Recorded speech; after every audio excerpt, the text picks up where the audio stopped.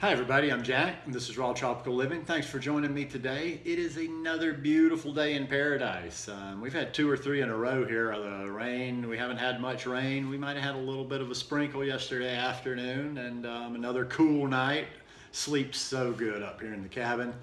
And it's just me and Dog hanging up here today because we have some guests in the house and they are having meetings, and Dog tends to be a little rambunctious when there's groups of people here. So I figure it's best for me just to chill out up here with her.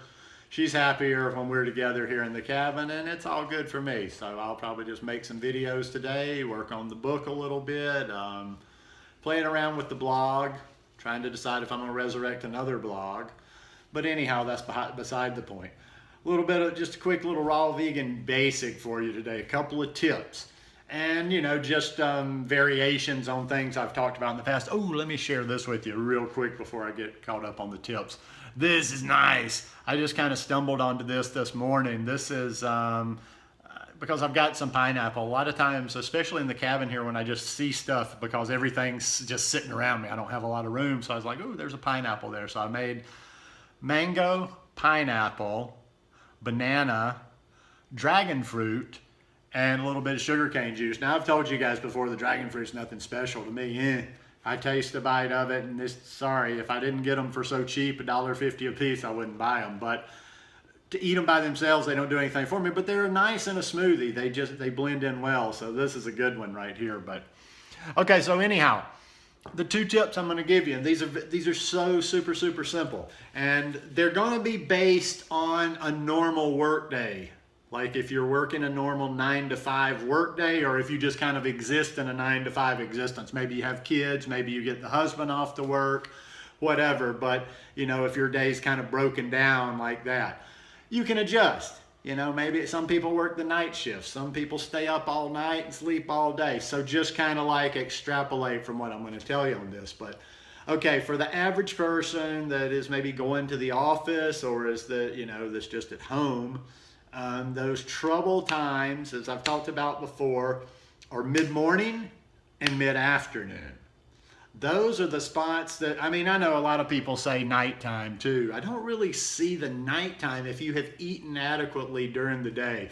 That's another video for another time. Like if you're hungry at night, you didn't eat right during the day, or you didn't get enough in. Because that's never been a trouble spot. Those 2 trouble spots for me, mid-morning, mid-afternoon. So here's what you're going to do.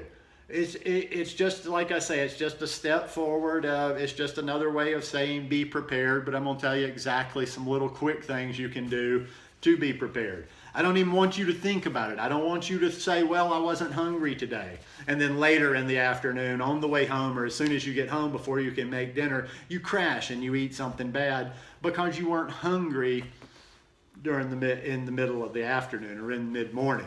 So here's what I want you to do. Mid-morning, mid-afternoon.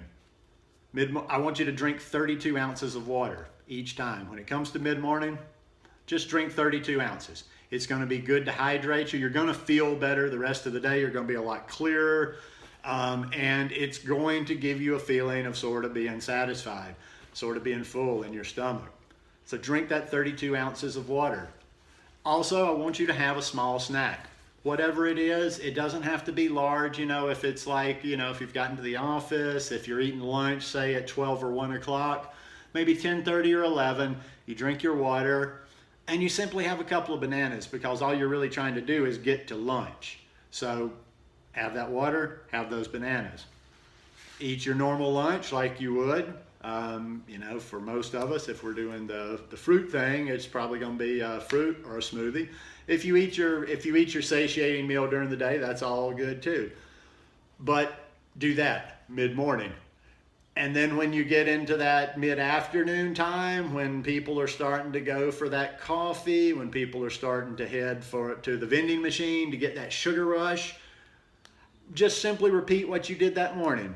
Whatever time you feel, but err on the side of doing it a bit too early. In other words, like if you generally start getting that feeling, getting those pangs, wanting to go to the machine, wanting to drink that coffee, maybe even wanting to step outside and have a cigarette. That's what I used to do to get rid of the hunger. Maybe do it at 2:30. drink that 32 ounce of water, have a couple of bananas, or have a couple of apples, or have a couple of oranges, or have a couple of some dried fruit, or have some dates. Whatever it is, like I say, you're just trying to get through until the meal. You're trying to get until the evening meal or until lunch in the case of mid-morning. You're not trying to, you don't have to feed yourself big. You just want enough to keep you going, keep that blood sugar up, keep you feeling good, and keep those cravings away. And then you have that in the afternoon, you take it right on into dinner. You get home, you're not sweating having dinner immediately when you walk in the door. You can have a little bit of time to relax. Maybe that afternoon one, depending on dinner, you might want to go a little bit heavier with your snack, because sometimes there's a bigger gap between that afternoon snack and dinner than there is between that mid-morning snack and lunch. So, maybe have 3 bananas for that mid-afternoon snack.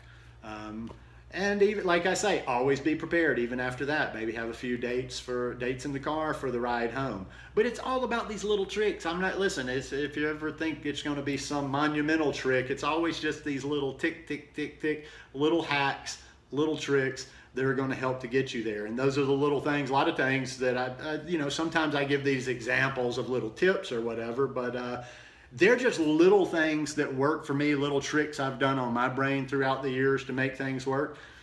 You might have your own methods. Think about them, but you gotta put some thought into this to make it work if you're struggling, You can't just keep saying, well, I struggle. I see people all the time that just keep saying over and over. They repeat themselves, and you're like, well, are you just going to keep repeating yourself? Are you going to do something? Are you going to change something?